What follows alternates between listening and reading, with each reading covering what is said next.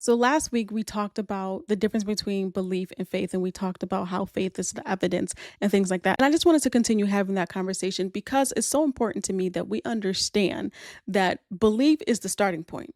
You believe first, right? And then the next step is having faith, right? Because to say that I believe in God is not enough. I have to be active. And the reason why faith becomes a verb and why faith is becomes an activity and why faith has a function behind it and why it's a realization is because faith requires you to do something.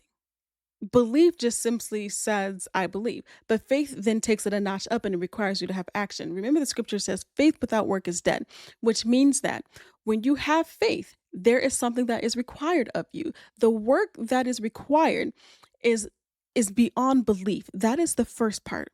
The second part is your words. You must speak out what you believe. Words have power. Our words is what is going to ignite the realization of things that we hope for, right? And so it's just like the woman with the issue of blood. She spoke it. She believed in her heart.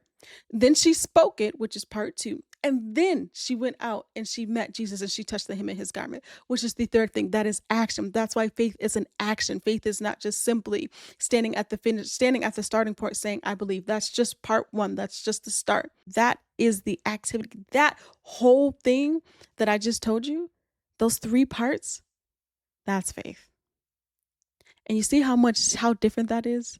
Faith from belief. Belief is just a simple statement, but faith takes that statement and builds and builds and builds on that.